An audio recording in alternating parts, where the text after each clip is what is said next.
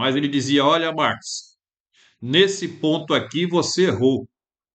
Não é desta forma que nós vamos tomar o poder, porque ele via, já naquela época, que as revoluções traziam muitas consequências, muitas mortes. Isso era muito ruim para o movimento revolucionário e para convencer as pessoas a se tornarem também revolucionárias ou marxistas. Então, ele teve uma ideia sensacional. Ele disse o seguinte: Marx, olha, vamos mudar isso aqui. A forma de nominar um país não deve ser pela força. Nós temos que fazer uma revolução sem sangue, porque o sangue impacta muito, isso aqui atrapalha a gente. Então, tem que ser uma revolução silenciosa. Título do curso: Guerra Cultural, a Guerra Silenciosa.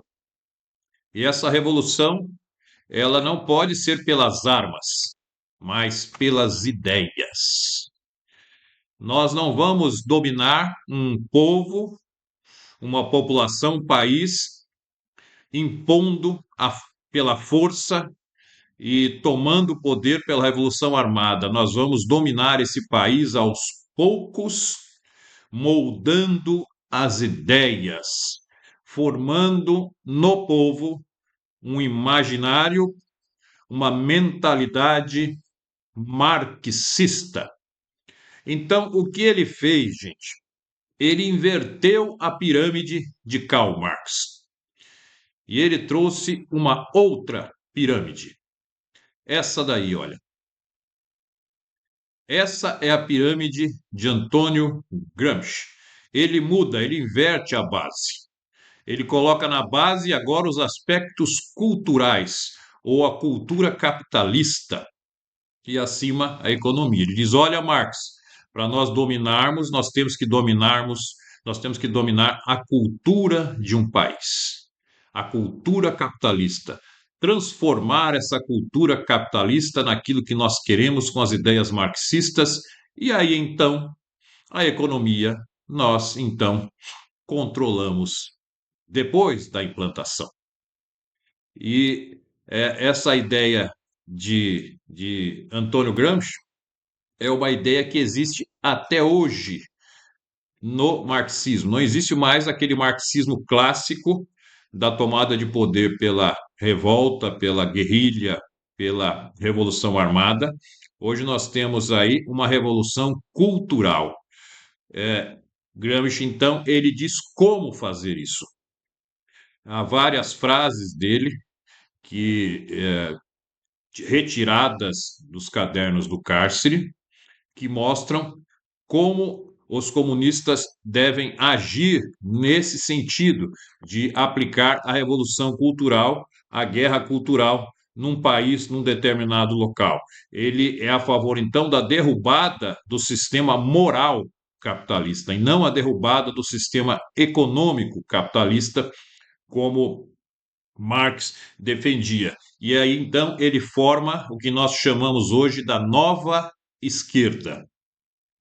Uma nova esquerda surge, não mais com aquele discurso de operários contra patrões, que foi, inclusive, dentro dessa mentalidade que foi fundado o Partido dos Trabalhadores no Brasil, uma ideia já antiga na época, hoje muito mais antiga e defasada, e ele, então, muda isso.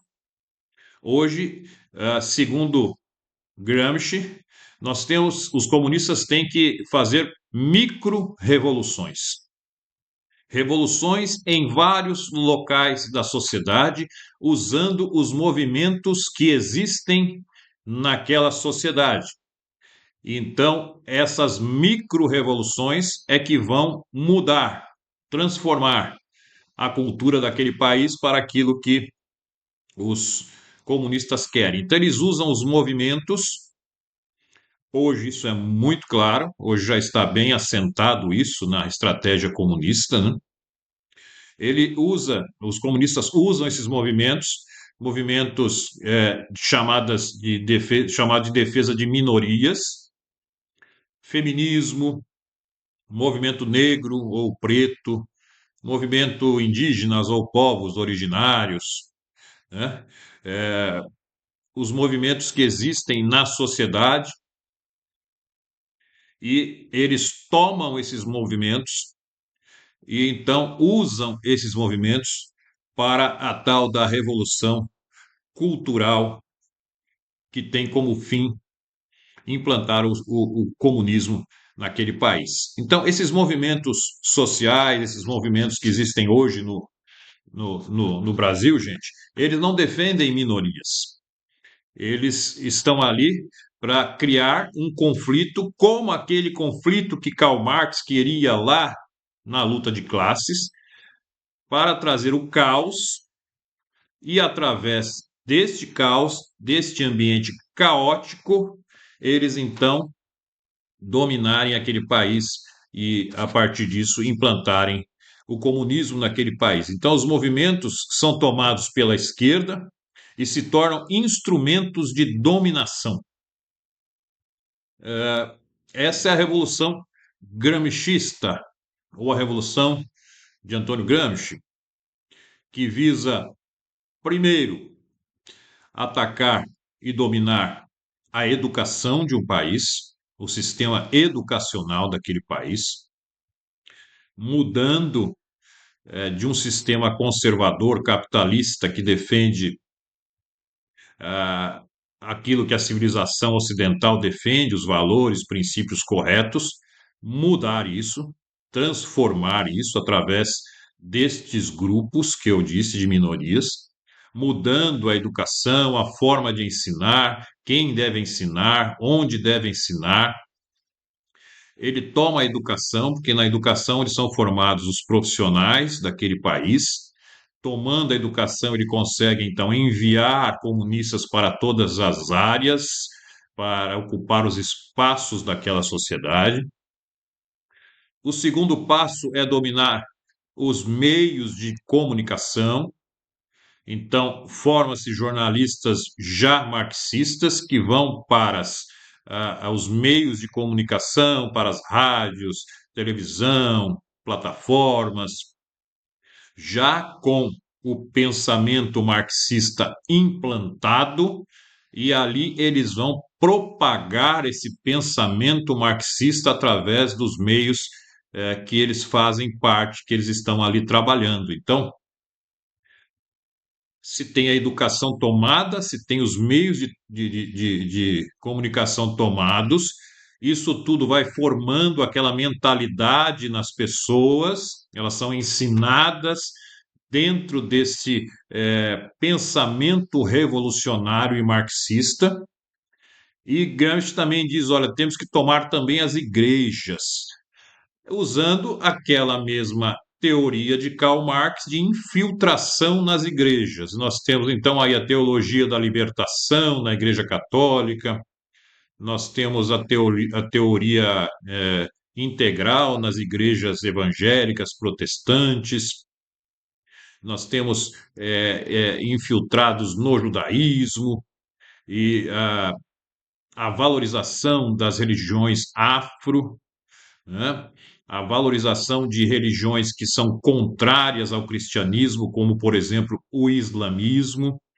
Por isso que a esquerda ela apoia o Islã, mesmo que o Islã, lá nos países onde existe a teocracia, governos que são fincados na religião islâmica, mesmo que lá matem mulheres, discriminem mulheres, matem homossexuais, não importa, eles usam estes movimentos LGBT, feministas, para implantar o marxismo e usam esses movimentos para distorcer o que é certo para a implantação do pensamento que eles desejam. Então, essa infiltração nas igrejas também faz parte da estratégia de Gramsci para dominar culturalmente um país, porque a religião vai formar a mente das pessoas também, né? Então, tomando a educação, tomando os meios de comunicação, tomando as religiões, os meios religiosos de um país, ele vai conseguindo então dominar e mudar o pensamento daquele país. E ali nós vemos, e nisso também nós vemos a mudança da linguagem, o ataque à língua pátria daquele país, a criação de novos termos, novos significados, sentidos de palavras. E aí vem também os conceitos de racismo, de homofobia, de misoginia. Tudo isso faz parte de um grande pacote, de um pacotão gramscista para a tomada cultural de um país, mudando a mentalidade do povo para aquilo que eles querem. Quando eles conseguem fazer isso, eles então tomam o poder e transformam aquele país em um país comunista. Então, esses conflitos no campo cultural, essa revolução sem sangue que é defendida por Antônio Gramsci, é a nova estratégia da nova esquerda para a dominação de um país.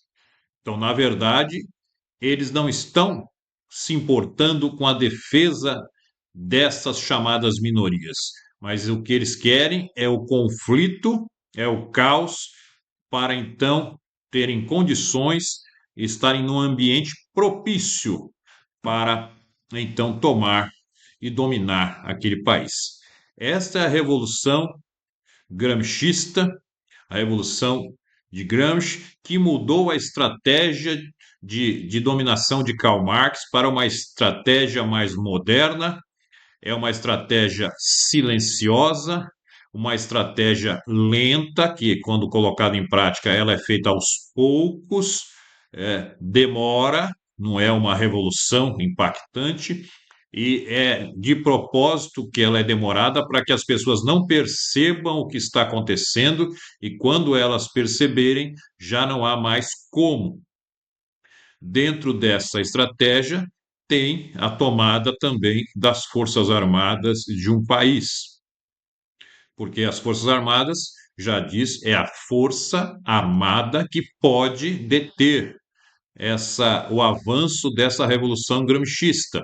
Então, o que eles querem, como eles fazem com as igrejas, infiltrarem pessoas já com a mentalidade marxista nestas forças armadas para que elas sejam amigas do comunismo e não sejam aquelas que vão combater o comunismo, como aconteceu no Brasil nos anos 60, durante ali o regime militar, houve aquele golpe parlamentar e a chamada para os militares tomarem, implantarem um regime ali, e esse regime foi realmente um regime que combateu o comunismo e a estratégia, aquela estratégia usada ali antiga de Karl Marx de guerrilhas armadas. Eles aprenderam com isso e nas universidades, o regime militar deixou que eles trabalhassem nas universidades tranquilamente, só atacou as guerrilhas armadas, não atacou as ideias, e eles trabalharam aí então implantando as ideias de Gramsci com muito planejamento e critério, e foram aos poucos dominando os espaços no Brasil e chegamos no ponto que nós estamos hoje com a sociedade, todas as instituições e os espaços de poder e de comando do Brasil tomados pelos comunistas. Esta é a mudança de estratégia de Marx para Gramsci. Na próxima aula, nós vamos ver que há uma outra estratégia também de um outro pensador que atua na área da política. Gramsci, ele atua na área da cultura, artes, cinema, teatro, televisão, rádio. E aí nós vamos também para a educação, universidades, faculdades, formadores de opinião, igrejas. E aí tem um outro pensador que vem logo depois, que tem um plano também para os políticos comunistas, para aqueles militantes que vão para a área política. Ele diz: olha, Gramsci, olha, Marx, muito bem, isso está muito bom, mas precisa aqui de um complemento aqui para a política. Vamos orientar o nosso pessoal também como agir na política de um país. Na próxima aula você vai conhecer quem é esse pensador e qual a estratégia dele para atuação e dominação política de um país.